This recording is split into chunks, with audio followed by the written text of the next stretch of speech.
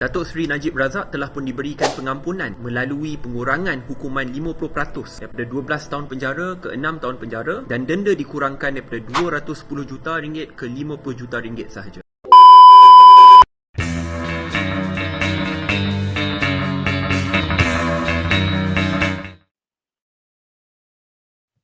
Teka-teki panas sama ada Najib Razak diberi pengampunan dan dibebaskan sudah terjawab apabila Lembaga Pengampunan mengesahkan bekas Perdana Menteri itu akan dibebaskan awal pada 23 Ogos 2028 dan diberi diskaun denda dari 210 juta ke 50 juta sahaja.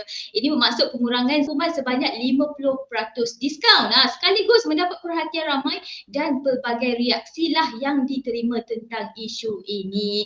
Jadi hari ini korang bersama dengan Yaya lagi dengan show kita Najib dapat diskaun jail, siapa happy siapa tidak, dan bersama dengan tetamu khas dengan Yaya hari ini nama diberi dekat sini Syamil. Mungkin Syamil boleh perkenalkan diri dulu. Syamil, silakan. Assalamualaikum warahmatullahi wabarakatuh. Terima kasih saudari Yaya kerana sudi jemput saya pada hari ini. Saya Syamil Lutfi. Kini saya merupakan pelatih dalam kamar ataupun pupillage yang sedang menjalani chambering menjadi seorang peguam. Merupakan graduan undang-undang dari Universiti Teknologi Mara Shah Alam UiTM. Saya di dalam politik merupakan Exco Angkatan Muda Keadilan Malaysia. Di kesempatan ini saya nak ucapkan terima kasih banyak pada Syamil atas kesudian untuk bersama-sama dengan Yaya hari ini untuk kita sekadar berkongsi pendapat tentang isu Najib. Tanpa berlengah masa lagi, ya, ajukan soalan pertama buat Syamil. Adakah Syamil bersetuju dengan pengurangan hukuman penjara dari 12 tahun jadi 6 tahun? Saya memang tidak akan menyokong sebarang pengurangan ataupun pemansuhan apatah lagi kepada hukuman yang diberikan kepada Datuk Seri Najib Razak.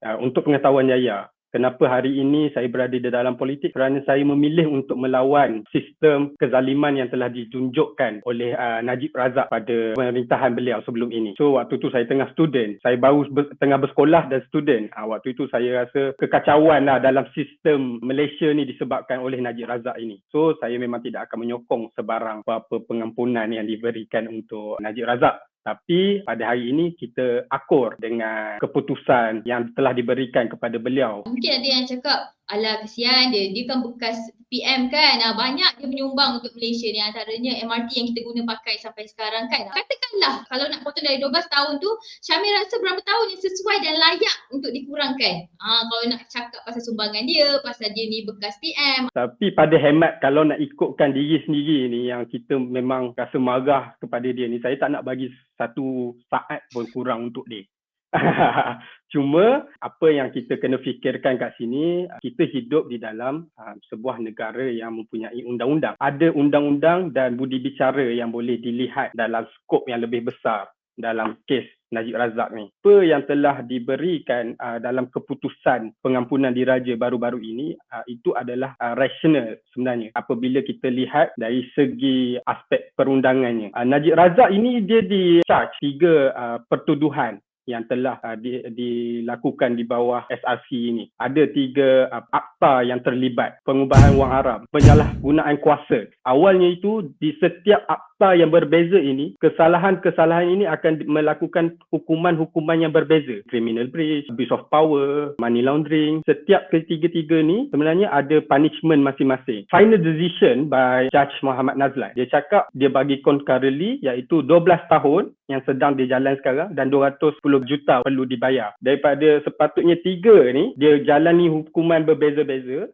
tetapi keputusan akhirnya dia hanya jalankan 12 tahun. Ini yang saya katakan justifikasi kenapa dia tidak wajar diberi sebarang pengurangan. Sebab sepatutnya dia jalani untuk ketiga-tiga ni, tapi sekarang ni dia dah dapat diskaun dah daripada awal. Tapi sebenarnya ini memang dibenarkan di bawah Section 294 Subsection 1. Dia benarkan untuk first timer, maksudnya orang yang first buat kesalahan ini dapat layanan sebegini, iaitu ada pengurangan ataupun concurrently, berjalan serentak dia punya punishment dipanggil. So itu dah dapat diskaun, cukup. Tak perlu dah nak diskaun lagi lepas tu. Syamil boleh gambarkan perasaan Syamil bila dapat tahu berita ini, Syamil? Perasaan ni sebenarnya dia berfasar tau. Sebab apa? Ingat lagi tak first utusan yang pecah rahsia benda ni? Dalam utusan tu dia bagi tahu Najib dapat pengampunan penuh. Waktu tu dah rasa alamak gatalnya tangan nak tweet macam-macam kan. Sebab kita rasa selama ni kita masuk politik, kita pergi demonstrasi sama-sama semua ni untuk nak lawan tau Najib Razak. Tapi bila dah jadi macam ni, rasa macam tergamam. Lepas tu dapat lagi tahu leaks daripada media international kan, dia ada bagi tahu Najib dapat diskaun daripada 12 tahun jadi 6 tahun. Waktu tu pun dah kecewa lagi. Alamak, janganlah jadi macam ni, kekalkan dah kan. Apa kemudian keluar dapat official kan, kita dapat official after the third time tu. Memang betul dia dapat diskaun. So waktu tu kita tak boleh nak buat apa, sebab maksudnya kita punya pendirian adalah untuk melawan perkara yang tak betul yang Najib Razak buat. Cuma apabila ada keputusan yang lebih besar perlu dibuat di dalam situasi sebegini, harus kita hormati, terutamanya daripada pemimpin negara kita. Syamil, dalam kes pengurangan hukuman buat Najib Razak ni, ada tak orang kata relate ataupun kaitan dengan PMX kita, Syamil? Katanya mungkin tak ada, tapi ya ke tak ada? Tak terlibat. Datuk Seri Anwar Ibrahim merupakan Perdana Menteri Malaysia. Dengan jawatan dia ni, tak ada pun terlibat di dalam Board of Royal Pardon, pengampunan diraja kan. Jadi Datuk Seri Anwar Ibrahim memang langsung tidak terlibat, kecuali kita ada Menteri Dr. Zaliha di dalam tu sebagai Menteri Persekutuan yang memang kena ada di dalam board tu. Lembaga pengampunan diraja ni ada yang tidak menyokong dalamnya, dan salah seorangnya adalah Dr. Zaliha yang disign sendiri oleh Dr. Zaliha. Jadi ini mesej yang jelas saya dapat katakan, yang Dr. Zaliha itu umpama wakil ataupun shield bagi kami di dalam Parti Keadilan Rakyat yang memang tidak akan menyokong sebarang kesalahan yang dilakukan oleh pemimpin kita sebelum ini. Kita tahu Najib Razak bukan setakat dapat pengurangan hukuman penjara sahaja, dia pun dapat pengurangan denda juga kan. Jadi Syamil sendiri, adakah Syamil rasa 210 juta denda asal dikenakan tu terlalu tinggi untuk Najib? Sebenarnya memang berpatutan untuk dia dihukum begitu, 210 juta untuk kes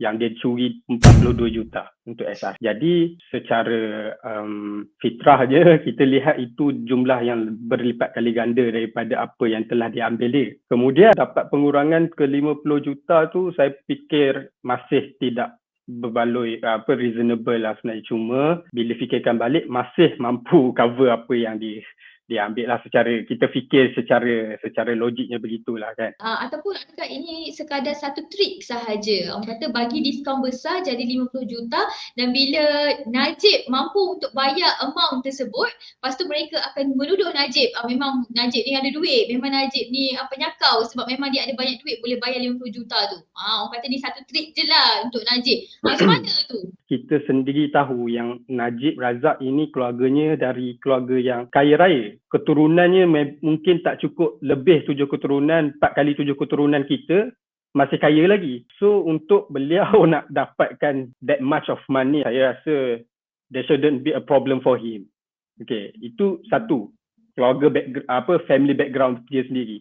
Kemudian pengikut dan penyokong dia juga pun ramai. Ya, apabila bercakap tentang penyokong ini, mereka sanggup keluarkan duit untuk pengorbanan pemimpin mereka. Saya rasa untuk beliau dapat bayar 50 juta itu tak akan jadi isu sangat. Sometimes we as a human, kita tak boleh tengok dia punya bad side je tau. Good side dia pun kita mungkin kena tengok juga. Dan maksudnya dia dah memang family background dia establish, dia pun dah jadi PM, mungkin ada jaringan-jaringan dia yang memang ada simpanan-simpanan lagi. Ini dia punya hal untuk selesaikan macam mana duit denda tu. Ada orang cakap kira Pakatan Harapan ni dah hilang prinsip lah. Orang kata dulu memperjuangkan keadilan. Adakah Syamil sendiri bersetuju? Pada prinsipnya saya fikir Datuk Seri Anwar masih kekal utuh dengan prinsip beliau, sama dengan Pakatan Harapan. Saya ada sentuh sedikit berkenaan lembaga pengampunan diraja yang di dalamnya ada Dr. Zaliha Mustafa. Dr. Zaliha Mustafa merupakan anggota kabinet yang dari Parti Keadilan Rakyat, Parti Datuk Seri Anwar Ibrahim. Jadi kita dapat lihat macam mana Dr. Zaliha Mustafa ini tidak bersetuju untuk memberi pengampunan penuh kepada Datuk Seri Najib pada mesyuarat mereka yang lepas. Jadi ini yang saya yakin dan memberi mesej kepada anggota serta orang di luar sana bahawasanya Parti Keadilan Rakyat, Datuk Seri Anwar dan Pakatan Harapan secara besarnya masih kukuh untuk tidak berkompromi, tidak tidak akan pernah bersetujulah dengan sebarang penyalahgunaan kuasa, rasuah dan sebagainya. Adakah rakyat berhak untuk mendapat tahu asas dan tujuan pengampunan ini ataupun biarlah menjadi rahsia kerajaan? Macam mana Syamil? Kita sebagai rakyat sebenarnya memang berhak untuk tahu apa sebenarnya tujuan memberi pengurangan hukuman kepada Najib Razak ni. Sebenarnya kita dapat lihat bagaimana description yang telah diberikan oleh Yang di-Pertuan Agong di dalam press conference Peguam Najib Razak baru-baru ini. Dia ada menyatakan tentang untuk nak bagi ni kerana jasa beliau sebagai jasa Najib Razak sebagai bekas pemimpin negara. Saya lihat perkara yang perlu rakyat tahu. Ini perkara-perkara yang memang boleh diberi budi bicara.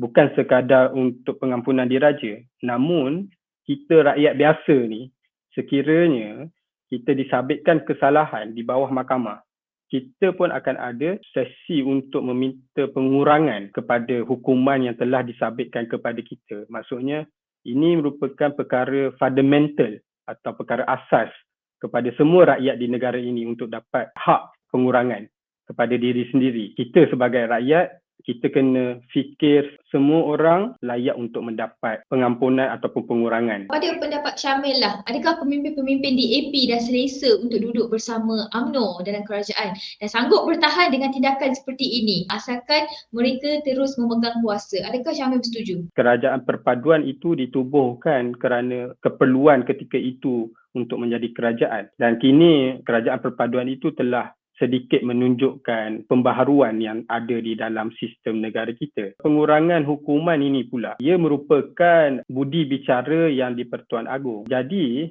kita kena fikir balik. At the end, kita ni berpegang kepada yang satu, iaitu kemajuan negara kita. Untuk apa mereka ini nak fikirkan di pihak UMNO kata DAP ke PH tak ikhlas nak bantu Najib, dan di pihak PH pula nak fikir kata UMNO ni asyik minta untuk pengampunan. Kalau kita tengok balik, daripada awalnya tertubuh kerajaan, sama je tuntutan daripada kedua-dua pihak PH dan UMNO ini lebih sama je daripada awal. Maksudnya UMNO nak beri pengampunan penuh kepada Najib Razak, manakala di PH ni just nak jalankan pentadbiran dan tak nak terlibat apa-apa kegiatan salah guna kuasa dan sebagainya. Jadi untuk DAP ataupun komponen parti lain di dalam Pakatan Harapan nak berasakan sebegitu, saya fikir tiada keperluan. Soalan terakhir yang buat Syamil. Keluarga Najib masih marah dan kecewa dengan pengampunan Najib yang tak penuh ni seperti yang berlaku pada Anwar Ibrahim pada tahun 2018 yang dulu. Adakah Syamil bersetuju yang keluarga Najib memang tak puas hati dan dengki sebab Najib tak boleh keluar terus macam Anwar Ibrahim dulu? Cakap Liana tu, dah dapat kurang tu, syukur. Dapat juga. Kan, kalau boleh kita ni mendoakan bapa dia tak dapat apa, teruskan je 12 tahun tu, baru dia ada akal. Lepas tu kemudian datang lagi kes-kes yang lain tengah berjalan sekarang kan. Apa yang dapat tu saya fikirkan sudah memadai. Seorang Najib Razak yang telah menyalahguna kuasa, terlibat berbilion-bilion ringgit nilai dia kan, dan telah diberi dengan keputusan seberikut, saya rasa sudah memadai. Keluarga dia nak merasakan sebegitu, itu sebenarnya hak mereka. Sebab kalau kita fikirkan balik, kalau jadi kepada keluarga kita pun mungkin akan berbuat benda yang sama. Walaupun benda tu salah. Itu sebab keluarga kita. Tapi untuk kita tetap dengan Najib memang layak untuk dilakukan sebegitu. Pengampunan diraja diberikan kepada Datuk Seri Anwar Ibrahim ketika itu. Dia disabitkan dengan kes Liwat 2.0 before that, dipenjarakan dengan penuh aib dan sebagainya. Manakala kita tengok kepada kes Najib Razak hari ini, kesnya memang secara terang-terangan menyalahguna wang-wang rakyat yang ada dalam negara. Ada lagi kesan dia, iaitu kita perlu bayar dia punya hutang-hutang yang diakibatkan penyalahgunaan kuasa oleh Najib Razak ni, yang memberi impak dia kepada semua rakyat negara. Jadi sebagai pemimpin misalnya, sebagai yang memberi pengampunan diraja, there should be a rationality of apa yang dia nak bagi. Maksudnya pengampunan penuh tu kenapa dan sebagainya. Saya nak mengajak untuk kita sama-sama fikirlah. Dua kes ni, kenapa satu tu boleh dapat pengampunan penuh dan satu lagi tak boleh dapat pengampunan penuh. Ya, sebab at the end, kes yang beri impak kepada rakyat secara terus tu lah wajar kita tak beri pengampunan atau pengurangan yang baik-baik macam Najib Razak. Saya tidak nak kata kes liwat itu baik, tidak. Cuma kes itu ada beberapa perkara yang boleh kita menafikan, ya, fakta-fakta ya, walaupun kes itu sudah selesai. Cuma ketika itu ada kontroversi-kontroversi yang menyebabkan kes itu tidak mendapat kebenaran yang 100%. Okay. So untuk itu Anwar Ibrahim diberi pengampunan penuh. Mungkin ini menjadi reason ataupun justifikasi kenapa beliau dipertimbangkan untuk mendapat pengampunan penuh compared to Najib Razak. Nah, saya tadi tu soalan terakhir yang buat Syamil lah. Kita dah pun sampai ke hujung show untuk topik kita hari ini. Najib dapat diskaun jail, siapa happy, siapa tidak. Dan di kesempatan ini, saya nak ucapkan sekali lagi terima kasih buat Syamil atas kesudian untuk bersama-sama dengan Yaya hari ini. Orang kata kita sekadar berkongsi fikiran, berkongsi kata dan diingatkan ini hanyalah pendapat individu semata-mata. Terima kasih sekali lagi Syamil. Sama-sama, thank you Yaya for inviting. Baik. Okay. Baiklah, itu saja untuk hari ini dari Yaya dan TMKR. Kita jumpa lagi di lain hari, lain waktu, lain topik untuk dikongsi dan dibahaskan bersama orang muda kampus kita hanya di My Campus Radio. Jom berubah bersama. Thank you Syamil.